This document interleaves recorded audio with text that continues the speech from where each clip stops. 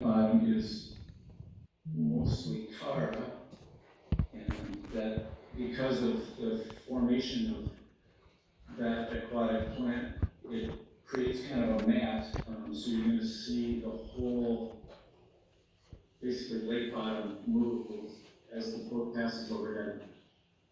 So imagine a rug shaking on the bottom.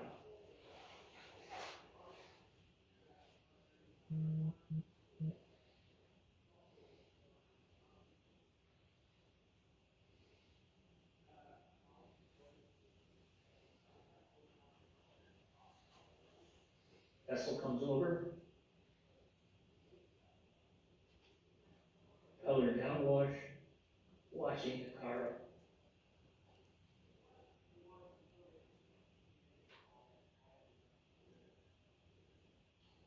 Cara has mass because of the way the plant populates. It becomes like a carpet, so it kind of holds itself even though it's being disrupted here.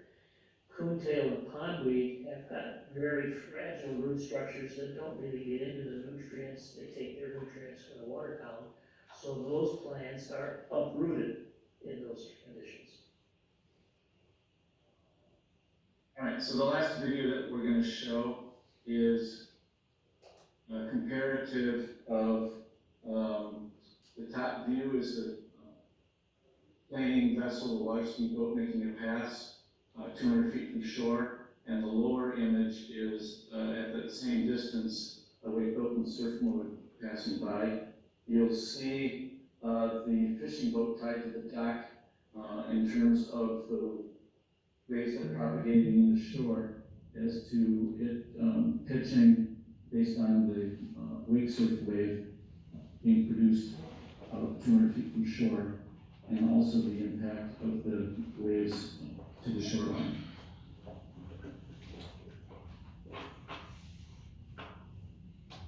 Speedboat goes by on the top, surf mode on the bottom. And you can follow the waves as they roll in with your eye.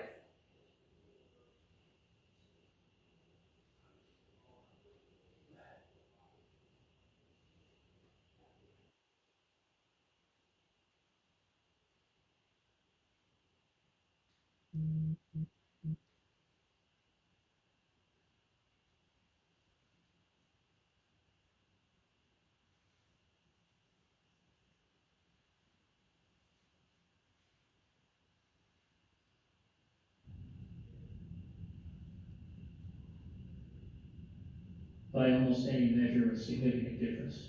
Our calculations, 3 to 4 time wave energy difference between wakeboats and surf mode versus planing vessels. And again, this data is consistent with what's being shown all across the country. The topography of a given lake has an influence on nearshore behavior. So if it's a very subtle deepening, meaning it's shallow water way out, and you've got a wave coming in, the energy below the surface scrubs the bottom and pushes the wave up, and so sometimes these waves appear to reappear out of nowhere, which is why that's happening, as opposed to a shoreline that's a steep slope, and then all the energy is just on the surface. That's what you were looking at there. But we can go on to the next slide. So we've submitted a 30-page final report, which gives great detail on all of these things. Again, we're simply highlighting here, but we have several conclusions for you to consider. One, wake boat surf boat operations are producing lake bottom impacts on Lake Beulah. The disturbances are notable for aquatic plant impact habitats. Those impacts do not appear to be produced by water ski operations under similar test conditions. 2, wakeboat surfboat operations, specifically here in propeller downwash, sometimes referred to as slipstream in the engineering studies, are producing sediment disruption and redistribution of sediments into the water column. The composition of the sediments was not within the scope of this current study, although we've done studies that have included what happens with the nutrients that are being redistributed into the water column, and you do get increases in nutrient load, phosphorus, for example, increases significantly. Similar impacts are not seen with water speedboats and planing mode. Slip streams don't get down deep enough to penetrate the bottom and produce that disturbance. Recent plant survey data supports sensitive area impacts to aquatic plants that are considered favorable to game fish and has impact for water quality in Lake Beulah, including pondweed, coontail, and cara. Those were depicted in some of the images that we showed you. The additional conclusions for consideration include 4. There's a sizable population of home lake wakebows that live on Lake Beulah.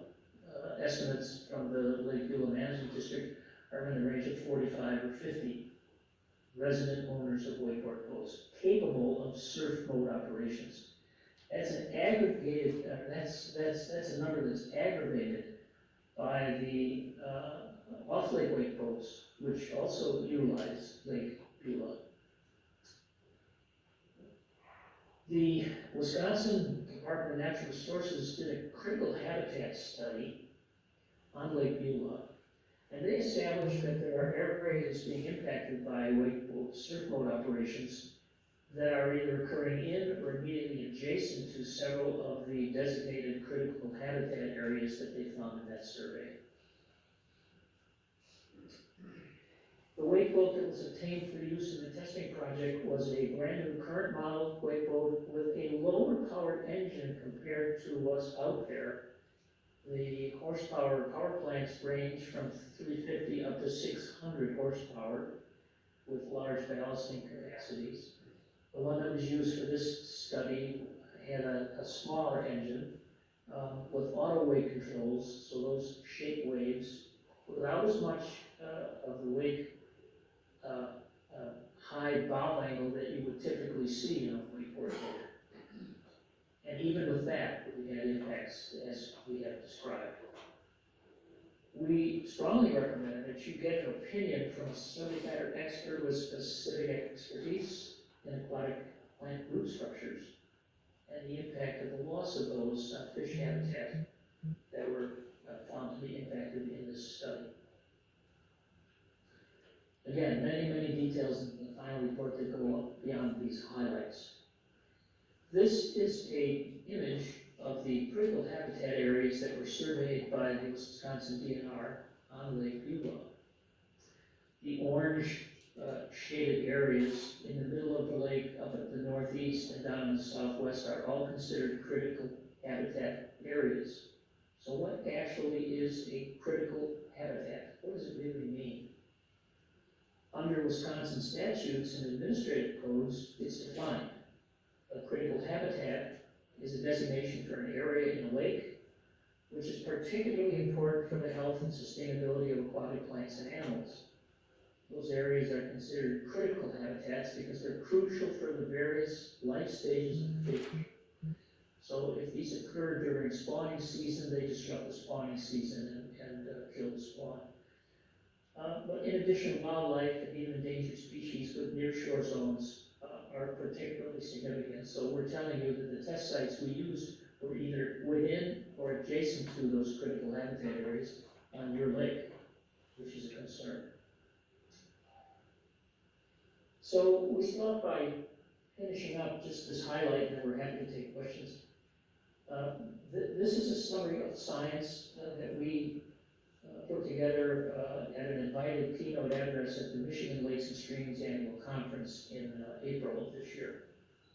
So this is studies all across the United States that have looked at wakeboard boat impacts in surf mode, operating in surf mode now. So that's the high deck angle, very powerful engines, ballasting, large displacement wave, low speeds at operation 8 to 10 miles an hour. And larger, faster, higher energy displacement waves producing threats, risks, impacts in the following areas. 1, surface safety threats to other vessels and lake users that are nearby. 2, near-shore disruptions, as you saw in the video.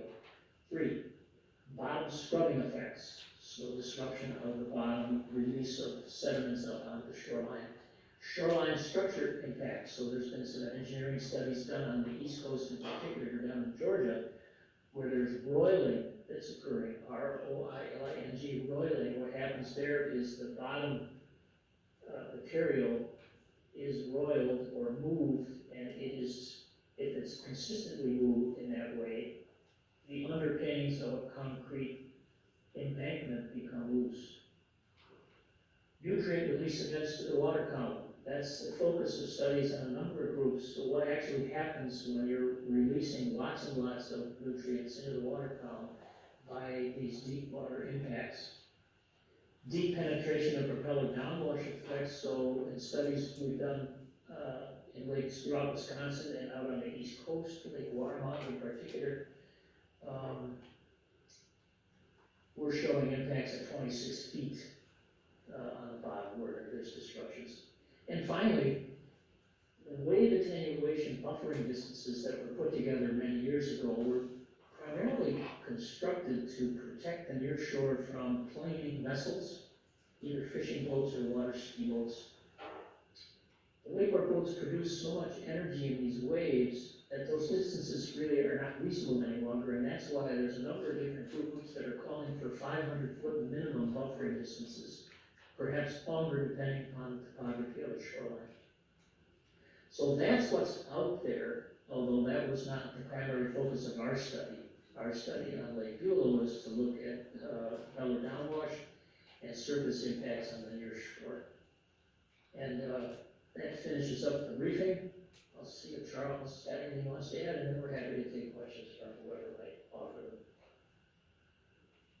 No, I think you summarized it well, that the wave height, and in particular the energy that's coming from those larger displacement waves, has been demonstrated not only with what we did recently at Lake Beulah, but from other studies by multiple research groups around the country.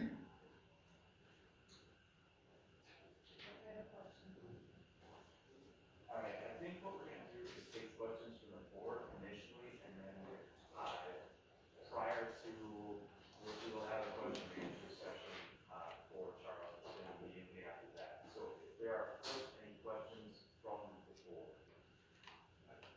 Could I see the very first video again?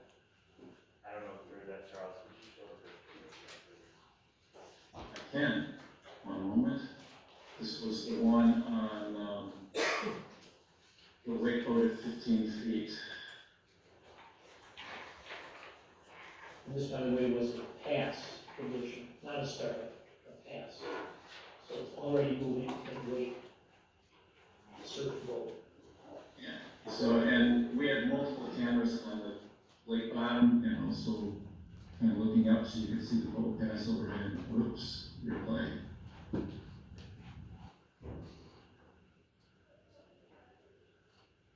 Top left is going to show you when the vessel passes over the area that's being photographed.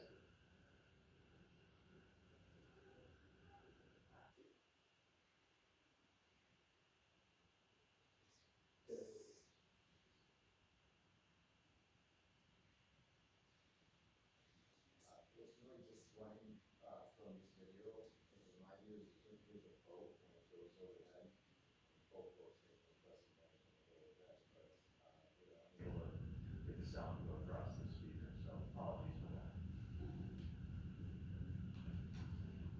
Is there a question associated with your wish to see the video again? what type of sea ray boat was used? What size? Was 185, it's an 18-foot Sea Ray, 150 horsepower, 28 pound weight, pedal steam, operating at 22 miles an hour.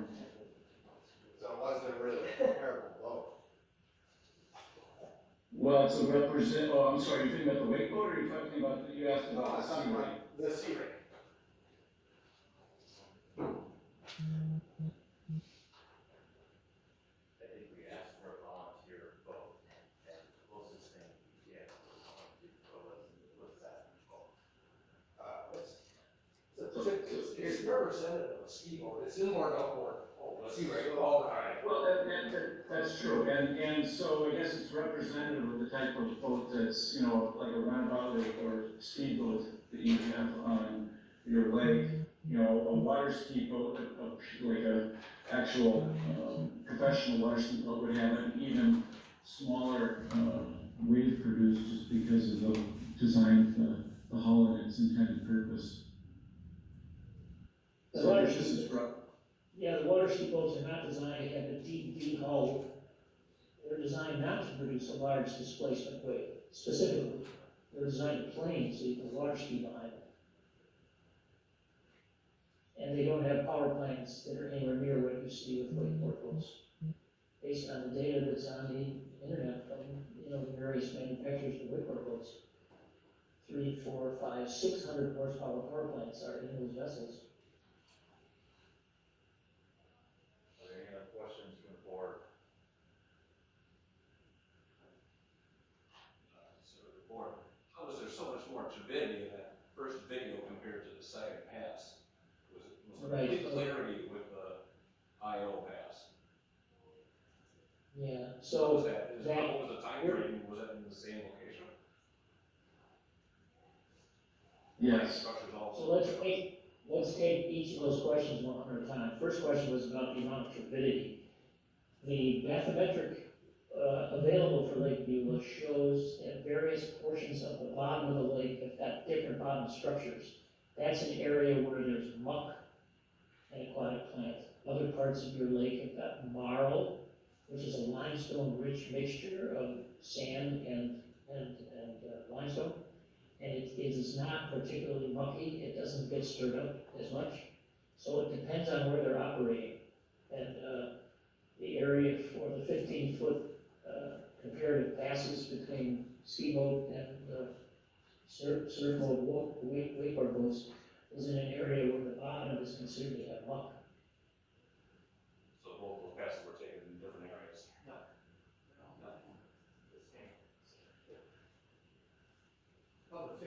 Same location at the same depth. The second video, or the third video we showed was at a different location at a greater depth. And so the composition of the bottom and the type of aquatic plant life was different there. One and two look like different locations. Maybe they could.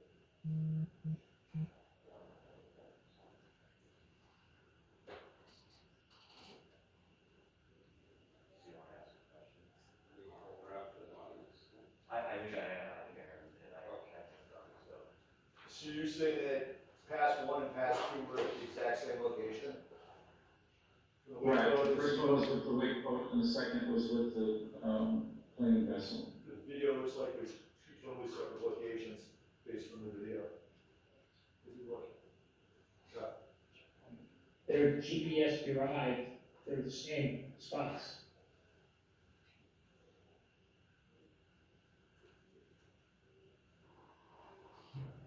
What was the duration between both takes? 24 hours. We did the speedboat the first day, and we did the wake boat the second day.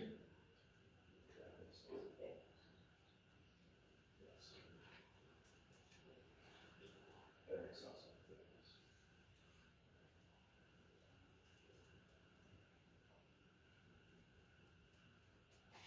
Are there further questions? Please. I have a question about when you talked about, the waves like they're out of nowhere. The waves are rolling and we're in like, 15 or 20 feet of water, and all of a sudden I hear an 8-foot shell. What are you talking about? Is that like the wave regenerates itself and then keeps going? Does that make sense? I don't know if you could figure that out. I think you're asking about the impacts to the bottom, if the bottom changes, the depth changes, so you're in a 15-foot area and then it rises up to an 8-foot area, is that correct? Okay, I've got a slide to show that. But we'll explain the wave physics associated with this slide.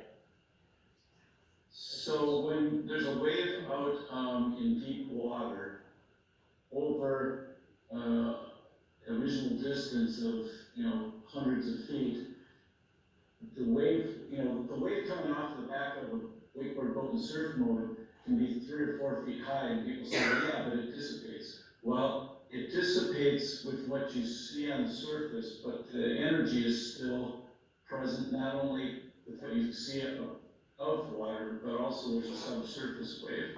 And as you get closer to shore, the scientific studies that have been done by Army Corps of Engineers and the Navy and other scientists have identified that when you get to half of the wavelength, the distance between the peak of one crest to the peak of the next, when you get to about half of that depth, so if the wavelength from a wake surf boat is 20 feet from crest to crest, when you get to about 10-foot depth, now you're going to start to see as that wave is coming into shallower water, it's going to start scrubbing the bottom, and because you don't have the space for that water to, that wave, subsurface wave to propagate, it actually reappears and ultimately breaks when you get to shallow water or to the hard shoreline.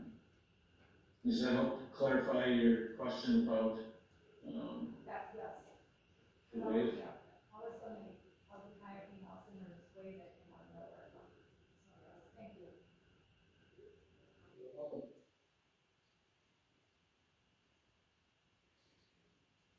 This, by the way, the physics associated, can you go back to that slide, Charles? Yeah.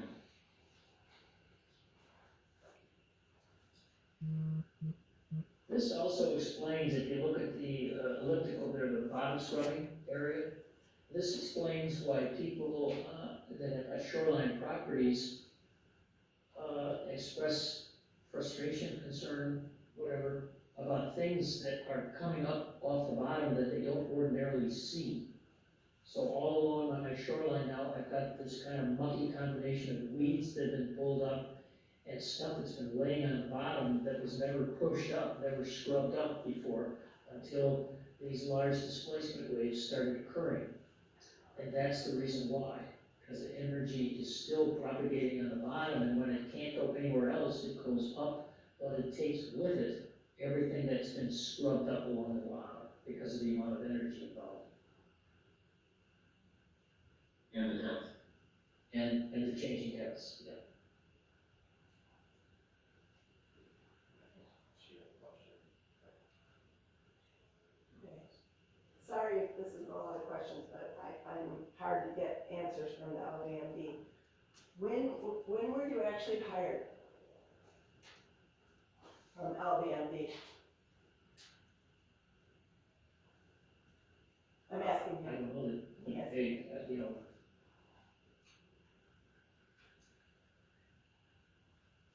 sometime late fall, I guess, Late fall 2024? on the date, Late fall there was 2024? preparation of a scope of work, down here, Well, that's my next question. What was the purpose of the scope of work? and then formal contract.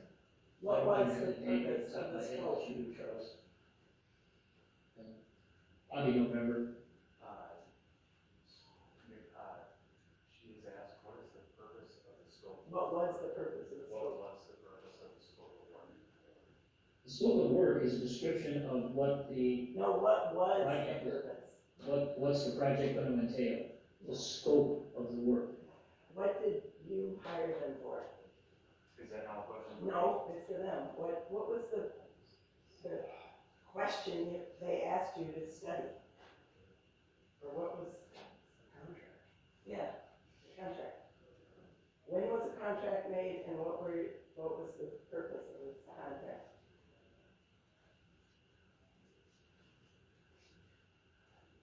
I'm gonna respond to that. The purpose of the contract was to, and I don't remember the date, but we can, of course, provide a copy of it here. Will that be on the 30-page study? It is not a part of the report. A scope of work generally isn't. The agreement or the scope of work was to identify whether surf boat activities were causing a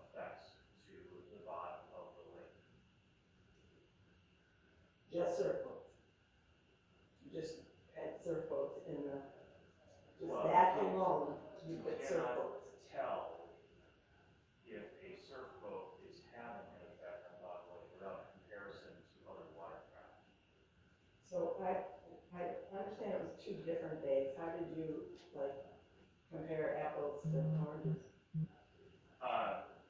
Well, certainly we have an apple in the form of a surf boat, and an orange in the form of a landing craft. The reason they ended up on 2 different days is because the surf boat that the district rented broke. And in spite of the efforts of the operator, who was a professional captain, it was not fixed in time. The surf boat operator helped help the district obtain a different boat. That was,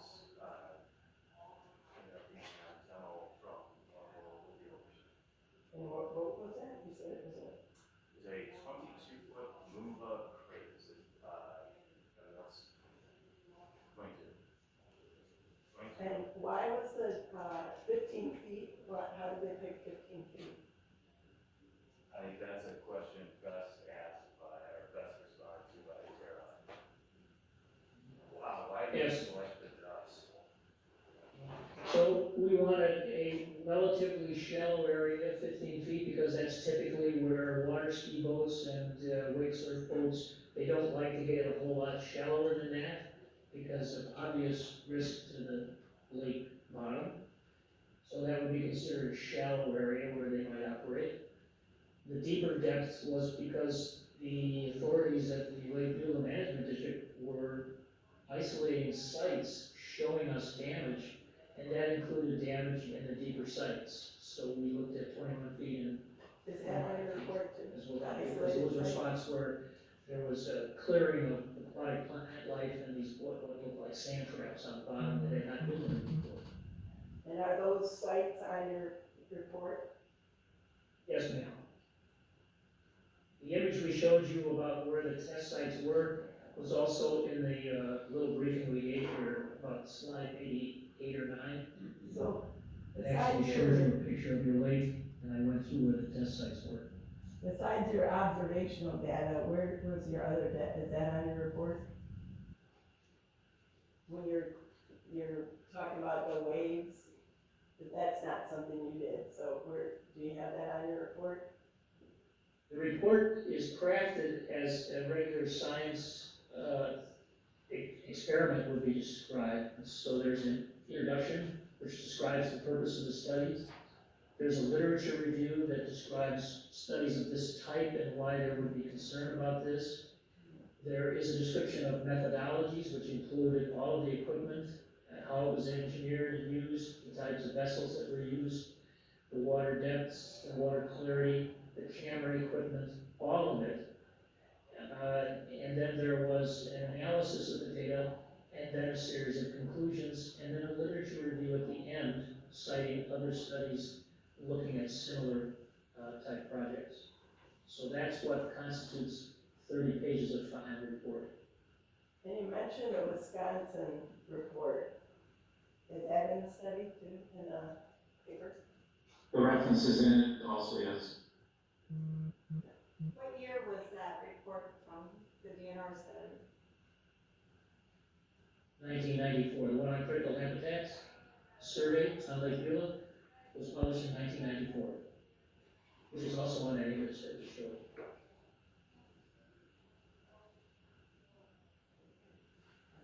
I have a question on thermocline.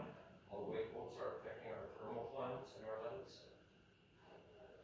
We were not asked to determine a thermocline on your lake at the time we were there doing the studies. We've been asked in other studies we've done to determine a thermocline, which requires measurements of temperature changes. And typically, thermoclines in a lake that's got 20 or 30 feet of water are somewhere around 15 to 12 feet, depends on this time of the year. But we did not specifically, we weren't requested to determine a thermocline on your lake, and we did not do that. Has there been any other studies on thermoclines? The studies we did on Lake Warmouth in Connecticut did determine thermoclines. What we noticed was that the vortices from the wakeboard boats and surf mode there penetrated the thermocline and went further on down to 26 feet and impacted the bottom, and this was all imaged. The studies are just coming out on the implications for disruption of thermocline. It's a cycle that occurs in a lake, that it has to go through, and I don't know if there's clear evidence yet about what it really means if you disrupt it, if it's being repeatedly disrupted, because it's exchanging temperatures, it's cycling temperatures up and down that wouldn't normally occur except by changes in ambient temperature with the change of seasons when the lake cycles. The data is on the WDNR website for thermocline. You can go back on the WDNR website to the 1970s. I have a question about other studies that you're aware of, or any of your studies. The boat in this study was a modest boat, 22 foot, 350 horsepower. Some of the newer boats are 24, 25 feet with large ballast, 400 to 600, 500, 600 horsepower. Have you seen data from other larger boats, and is there a comparison among different weight boats in size and impact? Jeff Marr at the University of Minnesota St. Anthony Laboratory has used more powerful studies with more powerful engine systems. Everybody is waiting on his most recent set of studies to come out. They have not been released yet. In Lake Ormond, the study we did was with a more traditional wakeboard boat in surf mode that had about a 400 horsepower engine, but it had a high deck angle, so it was the distinctive look of a wakeboard boat in surf mode, and it had more ballasting, that is water ballasting in the stern. And the newer wakeboard boats, anywhere from 6,000 to 8,000 pounds of ballasting are being utilized in the stern, moved around to shape a wave. So the boat that we used on your lake, the Moomba craze, was fairly tame, I guess would be the word I would use, compared to what some of the others are capable of doing. What year was it, the Moomba? 2025. Do you mind when they speak if you give their name? No. I don't know what it is so far. Thank you, though. Well, Yeah. we're already some of the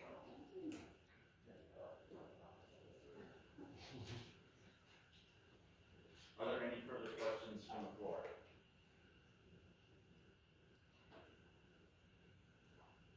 Hearing none, going once, going twice. Thank you, gentlemen, for your time this evening. We'll sign off and proceed with our normally scheduled meeting. Thank you so much. You're most welcome. Take care. Nice job on this.